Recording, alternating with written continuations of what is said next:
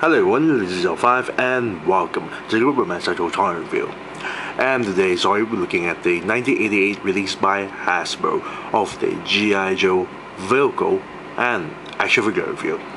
And today's vehicle and action figure review, we're looking at the Despoiler and the pilot, the Iron Grenadier Destro.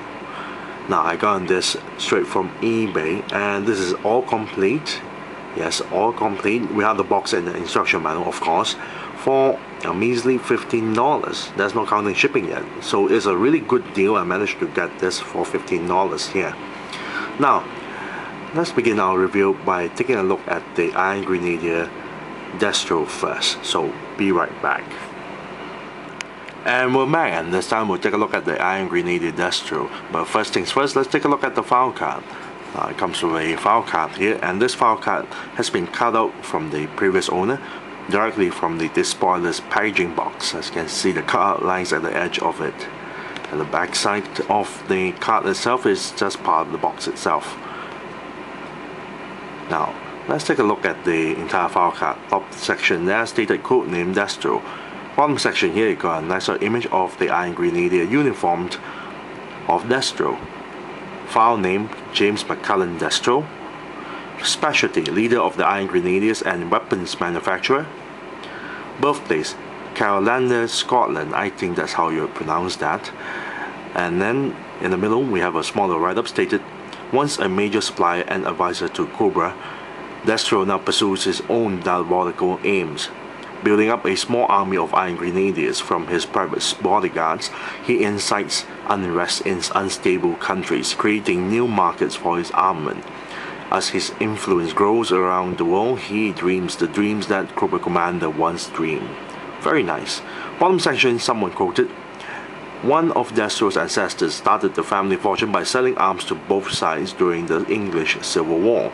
One ancestor was caught in the act by Cromwell's men and was made to wear an uncomfortable steel mask. Bracket, they had to punish him, but they still wanted his weapons. And bracket, since that time the lords of the Destro clan have worn the mask with pride and passed it down to succeeding generations. Very nice. Now put this on one side, let's take a look at the figure's accessories here. Now the pity thing is that this is the only accessory that Destro has.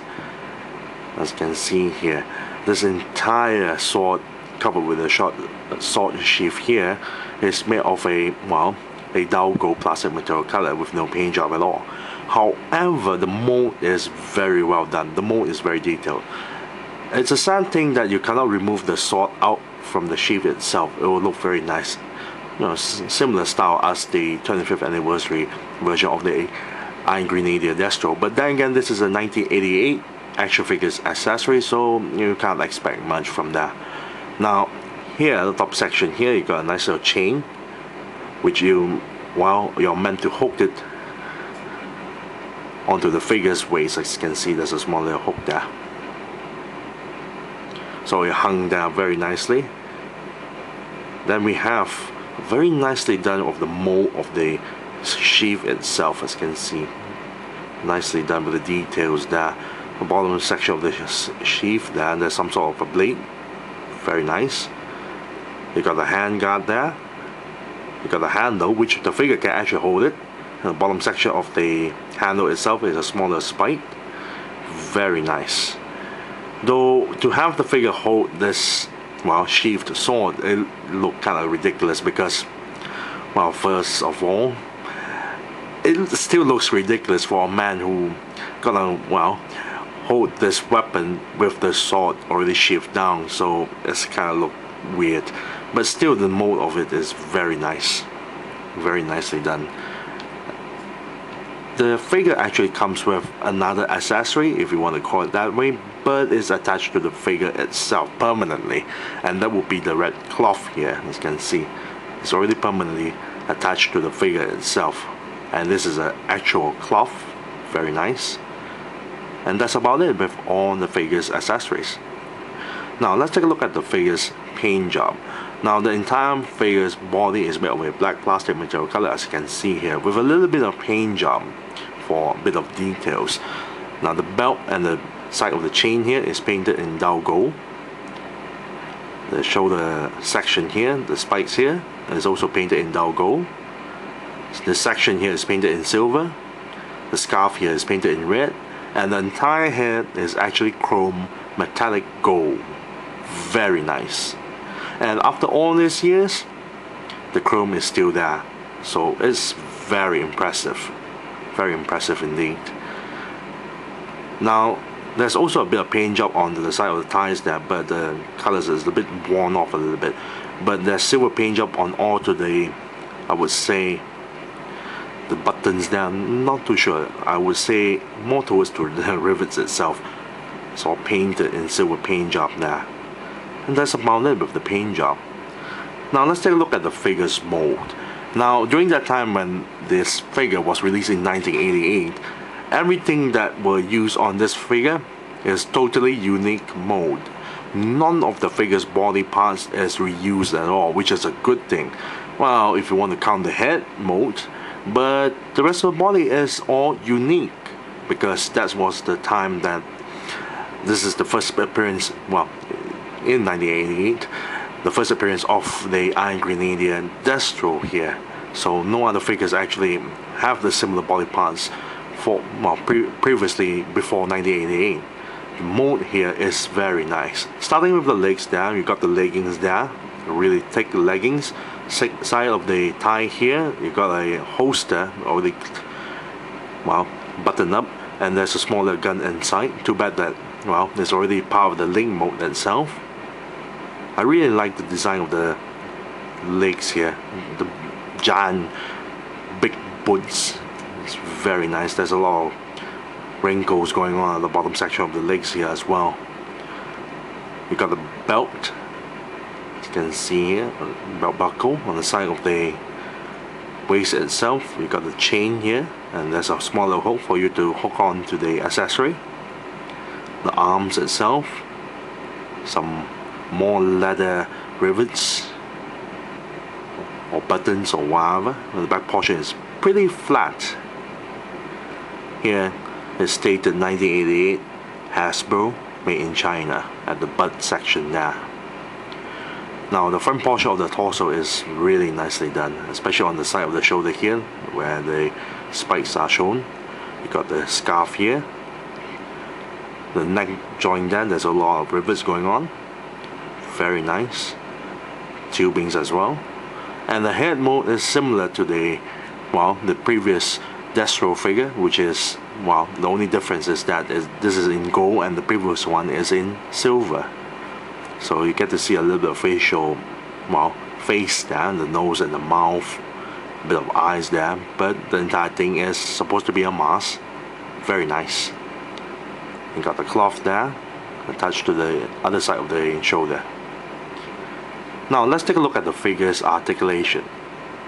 Bear in mind, this is an old action figure from the 1988, so the articulation is not meant to be super articulated, but it's very well done because, well, for a action figure based on the, well, the 80s period, the articulation is actually not bad. You got a ball joint neck that actually can pivot up, straight, go left and right. That's all you have for the neck joint itself. Shoulder joint here can swivel 360 degrees and lift the arms this high. Elbow joint here can turn 360 degrees and bend this far. No wrist joints, of course. And the torso joint here is on an O-ring because it hooked onto the, well, the inside of the torso and the bottom section of the crotch area. So you cannot twist this entire torso 360 degrees, but you can go side to side like so, back, forward a little bit. Then we have the hip joints here that go forward, straight, a little bit to the sides. Knee joint here can bend this far and no ankle articulation. Let's fully equip the figure with the sword itself and have him stand by his own. Overall, the figure is absolutely gorgeous. I really love the amount of details they put onto the figure itself. Furthermore, a really improved version of the Destro figure itself for the Iron Grenadier uniform. It looks absolutely great, and it wouldn't hurt as well when you have a gold metallic chrome head there, which is very nice. What's lacking is the weapons, the accessories. Now, unlike the previous Destro, which actually has a rocket-mounted wrist-mounted rockets, this one doesn't have any weapons at all, except for the sword. So it's a little bit disappointing, but still, the mold is absolutely gorgeous there. You have a chrome metal head, a chrome gold metal head, and an actual cloth that attached to the figure's shoulder. Very nice. If I'm going to give a rating out of this, I'll give it a nice 9 out of 10. Yes, nice 9 out of 10 for a 1988 Iron Grenadier Destro. Next up, let's take a look at the Despoiler. Be right back. And we're back, and this time we'll take a look at the Despoiler. Now, the Despoiler is a personal aircraft to the Iron Grenadier Destro, and it has to be a single-seater as well. Now, let's take a look at the colors for the entire vehicle. Now, the entire vehicle has no paint job at all. This is a 1988 vehicle, so it's understandable. It's just pure plastic material color and laden with stickers. But for my version here, I only have one portion of the sticker here. You have the Iron Grenadier Destro logo right in front of the vehicle itself, as you can see. Very nice. Now, the entire vehicle's body is made of a black plastic material color, and the rest of the parts, as you can see here, is made of a bronze gold plastic material color. There's also another variation which is made of a, for the rest of the parts here, made of a metallic gold, sort of metallic gold plastic material color of the parts there. The similar kind of colors you will find the Serpentor's Air Chariot. However, the two variation is neither a limited edition or a special release. So, both versions are easy to find during the 1988 period of that time. So yes, the rest of the parts are all bronze in bronze gold color, no paint job at all. Now let's take a look at the vehicle's details. Now, the top section of the vehicle details, there are nothing really interesting, as you can see there. There are two handles for the figure to hold on to. This is the sitting area there. As you can see, this is the sitting area. Inside, there's nothing much. Each side of the aircraft here, there's a bit of paneling, wiring. Bottom section here, there's a bit of difference there, as you can see. A bit of tubings there. You got two fins on the side. Here at the back section here, this is where the engine is. You got two tubings there. Here we have the thrusters. More engine details at the bottom. More details are shown at the bottom section of the aircraft itself. As you can see, more thrusters at the bottom section of the Despoiler. More engine parts, as you can see there. There's a bit more details going on. Very nice at the bottom section of the vehicle. More panelings, buttons, parts, grills, very nice. You got more panelings on this section here. Now, the Despoiler actually has a few weapons. First, we have two missiles in the front.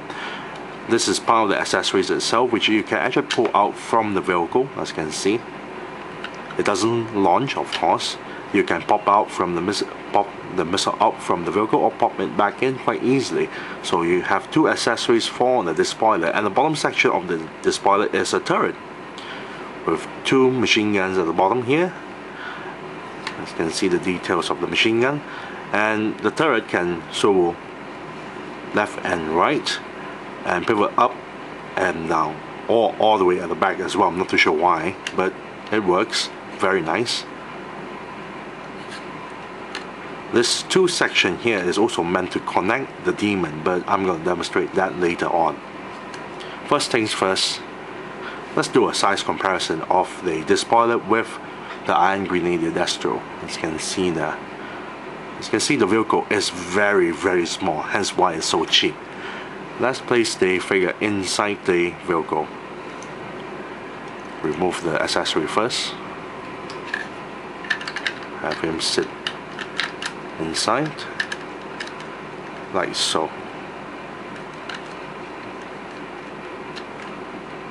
Very nice. Very nicely done. You must be wondering, does it fit the 25th anniversary version of the Iron Grenadier Destro? Let's try it out.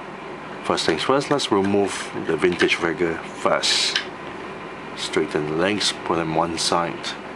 I have next to me is the 25th anniversary version of the Iron Grenadier Destro. Now, to place the figure in is a little bit tricky. So we have to really squeeze the figure into the seating itself, because it is a bit tight fit and it doesn't fit all the way in. That's the problem. As you can see, this is as much it can go in, but still Destro still looks like he is able to sit in there. Well, partially. Still looks very nice. Very nicely done. Even removing the belt itself, you won't be able to have the figure sit all the way inside. This is as best as you can do. A little bit pity, but still looks alright there. Now, let's try to attach the Despoiler with the demon. I have the demon next to me, and he's already in the elevated mode. Here we have the demon, and I'm gonna move the camera up a little bit because it is very tall. As you can see, this is the two section here. You need to plug into this turret up on this section here, like so. I'll move the camera up. As you can see, the entire vehicle is extremely tall. Very nice. Very nicely done.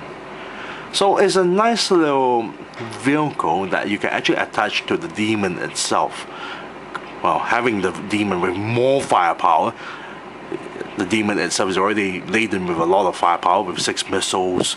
2 of the guns there is triple barrel guns, and the back of the vehicle itself there's also a machine gun there, and then you have to add in the Despoiler with 2 of the machine guns and 2 of the missiles.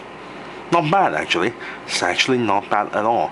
So if I'm going to give a rating out of this, for the Despoiler of course, not the demon, I'm going to detach this first and move the demon one side and move the camera down, of course. Sorry about that.